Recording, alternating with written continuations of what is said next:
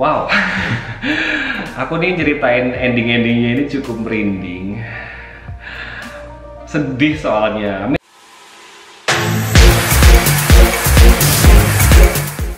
Hey everyone, welcome back again to my YouTube channel. Video ini sebenarnya aku potong jadi dua. Kenapa? Karena aku melihat akan jadi terlalu lama. Jadi aku terpaksa memotong video ini. Kalian juga yang belum menonton video part 1, kalian bisa tonton tayangan part 1.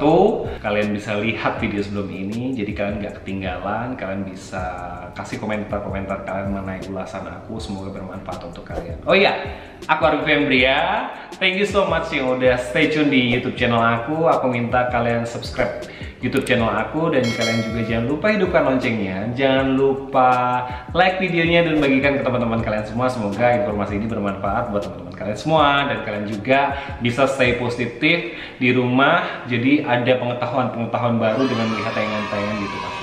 Thank you so much guys. Silahkan enjoy YouTube channelnya. Pada tanggal 1 Maret 1980, Wilhelmina Cooper pergi untuk selamanya. Ia meninggal dunia dikarenakan penyakit kanker yang dideritanya. Itu menjadi pukulan yang kesekian kali untuk Gia. Ia menangis, ia bersedih karena tiga sosok wanita tersebut, Cooper, Sandy, dan ibunya Kathleen ini merupakan sosok yang ia sangat dekat sekali. Kepergian Cooper menjadi pukulan yang sangat telak bagi mental Gia. Ia menjadi semakin depresi, menjadi hilang kendali, ia kehilangan sosok-sosok yang ia cintai. Kepergian Sandy bersama tunangannya, kepergiannya Cooper untuk selamanya, dan kedekatan dengan sang ibu kandungnya juga tidak baik. Gia di usianya yang masih muda belia itu menjadi pribadi yang pemberontak dan semakin onar. Gia akhirnya meluapkan kekesalannya, dia membenci dirinya, membenci keadaannya, dan ingin sekali meluapkan emosinya, seolah ia ingin semua orang itu memperhatikannya. Dan kedekatannya dengan narkoba semakin menjadi-jadi. Ia menjadi sangat konsumtif karena menurutnya narkoba itulah pelarian satu-satunya untuk menutup luka yang ia derita. Ia seringkali melakukan kekacauan di set. Ia seringkali membuat onar bersama model-model lainnya. Ia merusak set photoshoot yang sudah dibuat oleh para kreatif. Pada set sebuah photoshoot, Gia pun sempat pergi membawa kabur pengendara motor Harley bersama gaun mahal yang sedang ia kenakan waktu pemotretan untuk pergi mencari narkoba. Akan tetapi narkoba yang ia gunakan sudah habis. Disitulah ia mulai berkenalan dengan jenis narkoba baru pada saat itu bernama morfin dengan jarum suntik. Sandy kembali melihat Gia merasa iba. Ia melihat kehidupan seorang model top pada waktu itu yang secara finansial mapan dengan job yang bertubi-tubi. Karirnya agak sedikit hancur dikarenakan narkoba. Akhirnya Gia memutuskan untuk rehat sejenak dari dunia fashion. Ia kembali ke Philadelphia untuk bertemu dengan ibu kandungnya. Kehidupannya berangsur kembali lebih baik. Ia memulai lembaran baru dan ingin merubah hidupnya untuk lebih baik lagi. Tetapi kenyamanan yang dimiliki oleh Gia ternyata hanya sementara. Ketika Gia tiba-tiba menelpon apartemen Sandy, ia mendapati yang mengangkat telepon tersebut adalah tunangannya. Sedih ya. Hal tersebut membuat mental Gia terkena lagi. Memang benar sih, kalau orang sedang mengalami proses rehabilitasi itu kan namanya narkoba itu kan merusak ini. Jadi ketika masa recovery pun agak lebih sensitif. Karena saya juga memiliki pengalaman dengan teman-teman yang merupakan seorang pecandu narkoba. Mereka itu sangat sensitif, kayak nggak nyambung gitu. So please guys, stay away from the drugs, from narkoba. Jadikanlah itu bukan sebagai pilihan. Kalau kedua orang tua kalian itu jauh dari kalian, carilah sahabat yang benar-benar mengerti kalian. Kalau nggak, cari orang yang kalian sangat percaya di sekitar kalian untuk membantu mendengarkan kalian. Pasti ada. Jadi stay away from drugs, oke? Dikarenakan karena situasinya di mana ia merasa nyaman, tiba-tiba harus menghadapi yang kesekian kalinya, membuat ia kembali lagi ke narkoba. Jadi guys, ada yang belum aku sampaikan. Di usianya Gia yang 11 tahun itu, ibunya kan pergi dari rumah, dan ibunya itu memulai hubungan lagi dengan suami barunya. Dia sudah tinggal di Philadelphia. Gia nekat mencuri perhiasan ibunya dan membawa kabur untuk membeli narkoba. Ibunya sangat panik, marah, kesel banget ketika aku udah ngasih tempat buat kamu, kenapa kamu mencuri perhiasan saya untuk narkoba? Akhirnya polisi datang untuk menangkap Jia. Sandi mendengar kekacauan itu, akhirnya ia menghampiri Jia menanyakan, ada apa kamu? Kenapa kamu kembali lagi dengan narkoba? Kamu kenapa mencuri perhiasan ibu kamu? Dan Jia pun akhirnya menjelaskan kepada Sandy, dan ya karena kamu ternyata diam-diam masih menjalin hubungan dengan tunangan kamu. Sandy pun menjelaskan bahwa kita tuh sudah putus. Ia pun datang hanya untuk mengambil barang-barangnya dan kemudian dia pindah. Mungkin pada waktu kamu telepon, ia lagi ngambil barang-barang itu.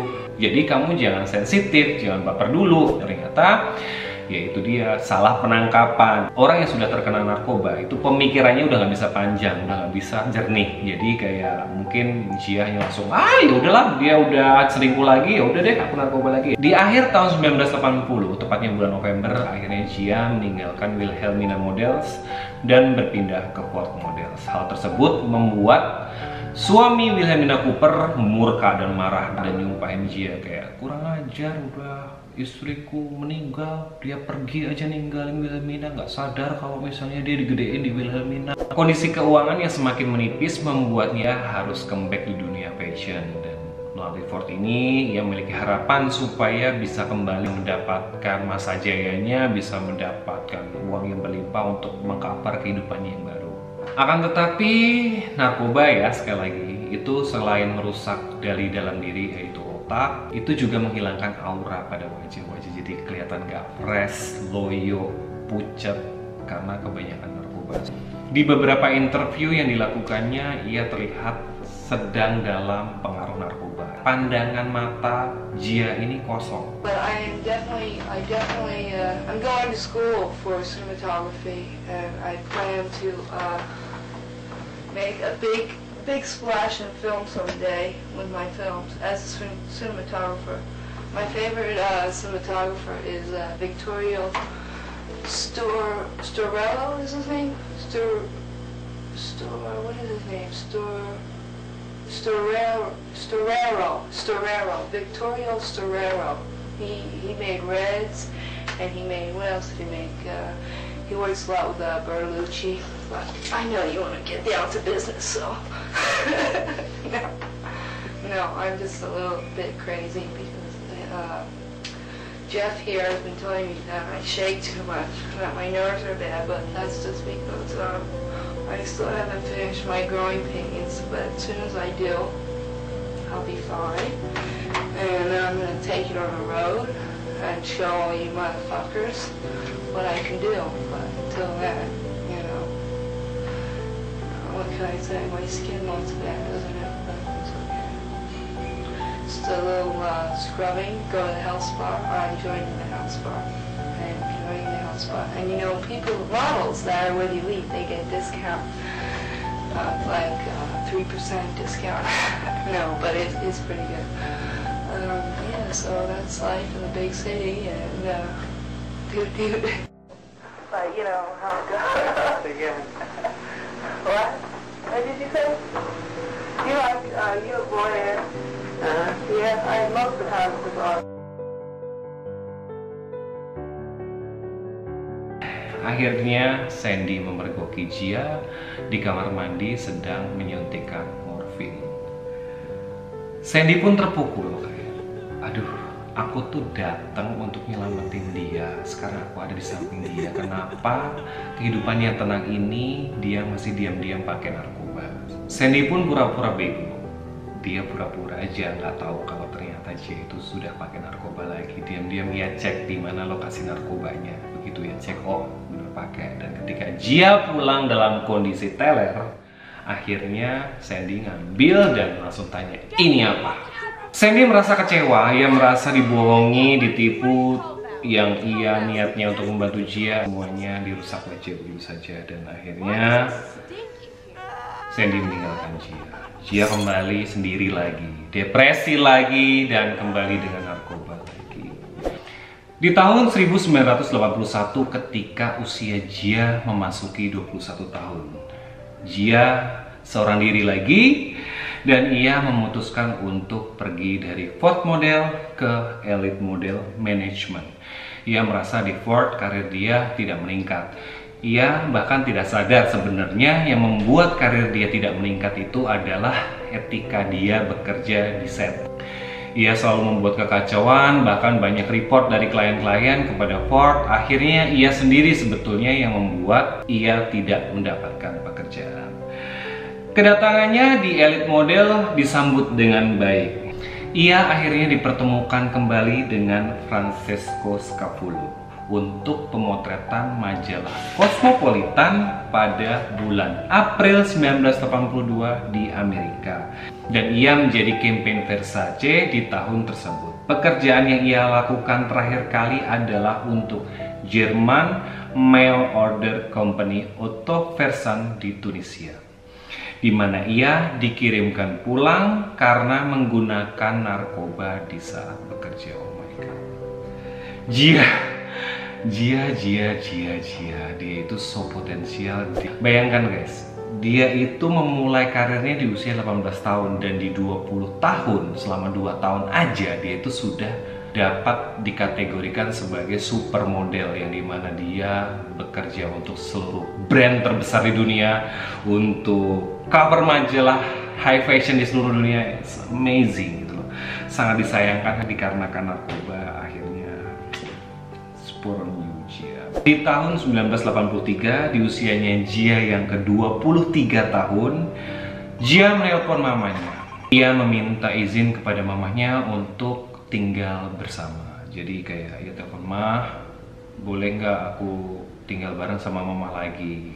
Mungkin pada waktu itu kondisi ekonominya juga sudah mulai memburuk lagi, uangnya sudah habis karena narkoba, dan sangat disayangkan pada waktu itu mamanya menjawab dengan, "I'm so sorry Jia, I cannot stay with you again since the past incident that you made with us." Jadi mamanya memutuskan untuk tidak bisa menerima Jia karena ya kejadian yang kemarin dia mencuri perhiasan dan uang membuat mamanya khawatir untuk terjadi kesekian kalinya. Mamanya merasa bahwa Jia sudah tidak dapat dikontrol lagi, jadi please you can stay with yourself. Ya itulah di Amerika. Amerika ketika kamu sudah beranjak usia di atas 18 tahun, biasanya orang tua itu sudah mulai lepas.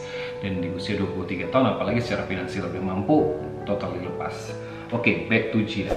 Akhirnya Jia memutuskan kembali untuk hidup seorang diri di apartemennya yang mewah tersebut. Tetapi karena ketergantungan dan kecanduannya dengan narkoba, perlahan-lahan ia mengikis tabungannya. Akhirnya pada suatu ketika Jia menelpon TJ, sahabatnya, untuk datang mengunjunginya.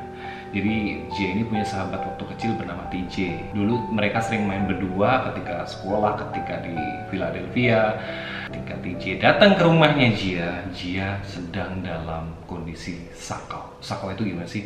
Sakau itu tuh kehabisan narkoba. Kalau di artikel-artikel yang aku baca, itu kayak sakau itu sudah kondisi yang tulangnya itu sakit semua, kondisi menggigil dingin karena kehausan butuh narkoba untuk menenangkan diri. Jia tidak segan untuk menodongkan pisau kepada TJ untuk minta duitnya. Bagi duitnya, I need the money now. Melihat kondisi Jia yang sudah tidak dapat dikontrol membuat empati TJ muncul. Ia akhirnya membawa Jia ke pusat rehabilitasi untuk dibantu penyembuhannya. Dan sangat disayangkan ya, Jia itu dimasukkan ke pusat rehabilitasi tanpa uang sepeser pun. Wow, bayangin, mobil mewah, apartemen mewah, dan kalian perlu tahu ya, sekedar informasi bahwa rate seorang model top dunia yang melakukan pemotretan brand besar seperti Armani, Versace itu tuh minimal 10.000 euro. Bayangin, 10.000 euro. Sedangkan dia itu photoshootnya tuh bukan satu brand, tapi hampir semua brand besar itu foto dia. Dan untuk fashion show itu tuh 2.000 sampai 5.000 euro. Bayangin aja berapa fashion show, berapa photoshoot. Dan itu pun ia diterbangkan dari negara satu ke negara berikutnya for free. Dan dipotong oleh agensi pastinya sekitar 30 sampai 40%. Gila sih, itu masih gede banget. Dan pada pusat rehabilitasi tersebut, setiap orang kan ada yang namanya sesi konseling. Di situ setiap orang menceritakan pengalaman hidupnya. Jia ini cukup dikecam oleh peserta konseling karena mereka berpikir bahwa, oh my god, lo tuh punya kehidupan yang dimimpikan oleh setiap orang untuk menjadi seperti lo. Cantik, punya uang banyak, punya kehidupan mewah, ada di majalah-majalah.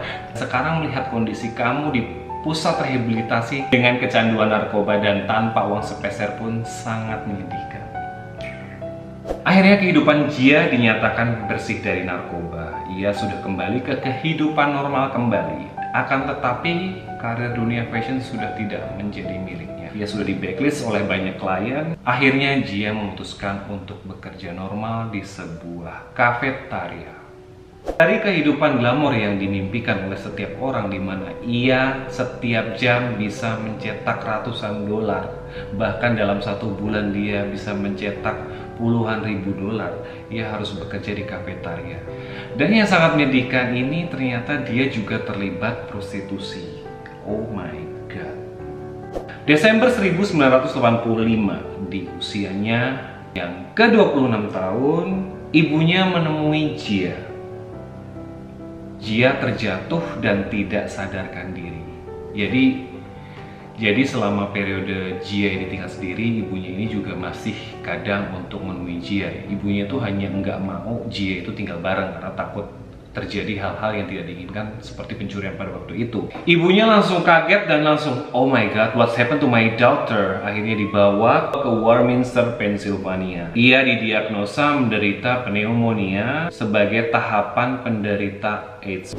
Jadi HIV AIDS pada tahun 80-an itu tuh masih kayak corona saat ini, dimana ini apa sih penyakitnya? Ini berbahaya nggak sih kalau tinggal bareng? Ini berbahaya nggak sih kalau misalnya tertular atau seperti itu? Akhirnya Jia ini tidak dapat dirawat di rumahnya, dibukakan sebuah hotel kecil. Jia tinggal di situ seorang diri.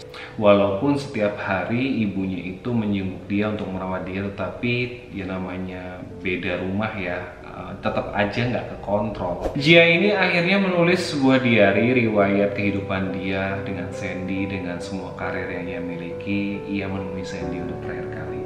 Ketika diketemuin, oh my god, aku sampai merinding ceritain ini. Sekarang sedih banget. Hey Sen, apa kabar?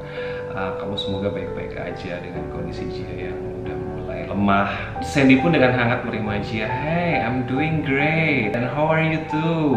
Gimana kamu sudah melewati masa-masa ini? Dan Jia pun jawab, I'm fine, semuanya sudah baik. Aku sekarang udah berhenti narkoba loh, dan aku sudah memulai hidupku yang baru. Dan aku seneng sih, kayak sekarang hidupku lebih berkualitas. Sandy dengan hangat, dengan bahagia pun, oh really? Kamu sudah baik-baik saja? Oh iya, aku punya acara seru loh di next summer, kamu ikutan nggak? Jia pun karena sudah tahu kondisinya bahwa she's not gonna make it to next summer, dia cuma jawab, thank you, I will think it later. Dan akhirnya mereka harus terpisah dan Jia pun say goodbye ke Sandy. Dan Sandy itu kayak pengen cium pipinya, tapi Jia menolaknya.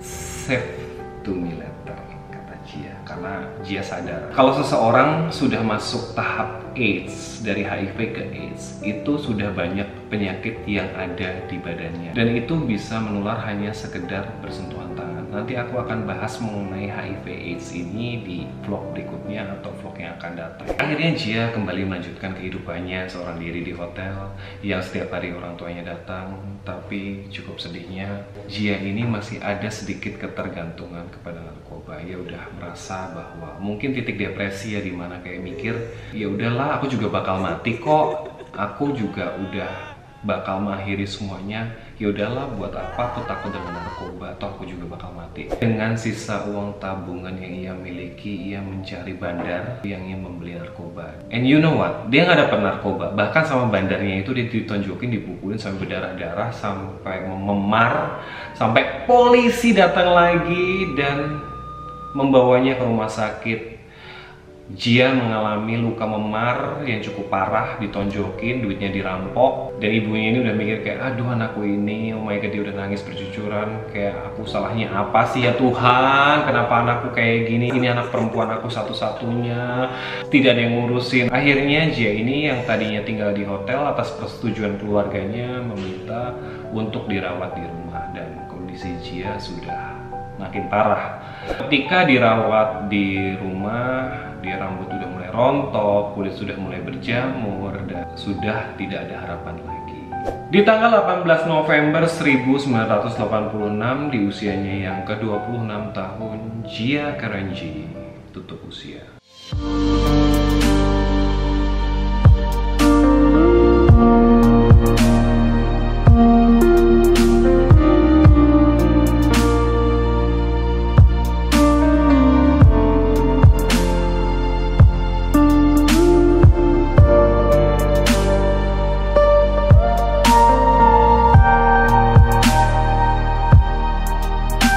Ia dimakamkan di Philadelphia tanpa ada satupun pelaku industri fashion yang datang untuk mengantarkan kepergiannya. Gila loh, orang yang terkenal di seluruh dunia pas meninggal itu nggak ada yang tahu. Itu cukup menyedihkan sih. Wow. Aku nih ceritain ending-endingnya ini cukup merinding. Sedih soalnya. I mean, because I've been in this industry and so hard to reach this step gitu loh. Kayak ini menjadi impian semua model di dunia. Goalnya tuh ini gitu, dan dia menyia-nyiakan itu. Francisco Scapulo yang merupakan seorang fotografer dan merupakan penggemar Gia mengetahui kabar tersebut dan akhirnya sempat juga mengirimkan surat belasungkawa atas kepergian Gia. Gia menjadi public figure terkenal pertama yang meninggal akibat HIV/AIDS. Wow. Jadi sebelum Freddie Mercury ya dia. Gia Karanji sering dijuluki sebagai supermodel pertama dunia, disandingkan dengan beberapa nama memiliki level yang sama sepertinya, seperti Dorian Leigh, Jane Shrimpton, Janice Dickinson. Jadi dia itu di era supermodel yang pertama sebelum Naomi Campbell dan Cindy Crawford itu muncul. Dan supermodel itu yang udah rate-nya paling tinggi, yang udah requestan semuanya, dan dia hampir show di seluruh brand. Kalau top model itu rate-nya masih bisa negotiable dan masih belum terlalu tinggi. Walaupun top model itu sudah jalan untuk banyak banget pagelaran besar fashion show, tapi dia rate-nya masih bisa dibergening. Tapi kalau supermodel itu yang udah kayak Wani Piro. Terus hubungannya sama Cindy Crawford sama Gia Karanji ini apa ya? Oke, di sini nih muncullah ketika Gia pergi, yang dimana ia seorang meteoric model, dimana dia berkarir sangat cepat dan sangat money maker. Nggak usah yang harus casting 7 kali, 11 kali, 10 kali dalam sehari yang udah langsung red carpet. Oke, I want Gia, I want Gia, I want Gia. Aku mau pengen, aku mau pengen. I've been there sih, tapi nggak selama dan segila dia sih udah desainer yang luar biasa. Pada tahun 1987, melalui Elite Model Look, muncullah seorang Cindy Crawford. Di saat itu ia berusia 17 tahun. Cindy mendapatkan posisi runner-up pada Elite Model Look pada tahun 1987, dan otomatis pemenangnya Elite Model Look itu pasti akan bergabung di Elite Model Agency.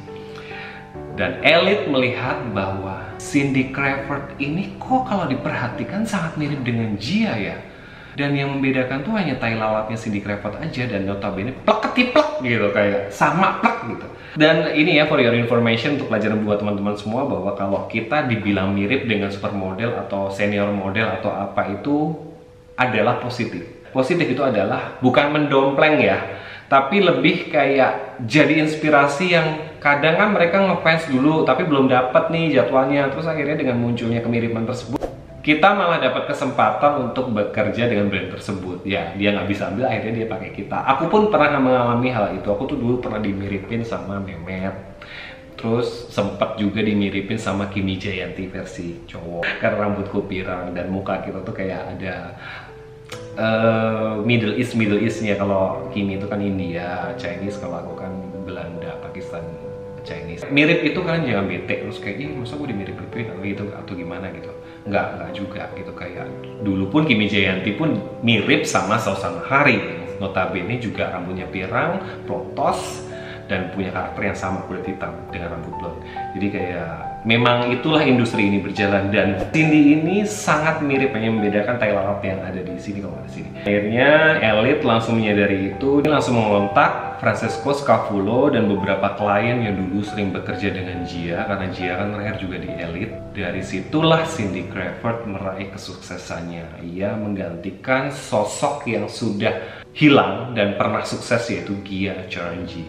Cindy menjadi supermodel dunia di tahun 90 bersanding dengan Naomi Campbell, Christy Turlington. Dan yang bagi aku sangat menarik itu adalah anaknya Cindy Crawford yang sekarang menjadi seorang top model, Kaya Gerber. Ternyata mukanya itu mirip banget sama Gia.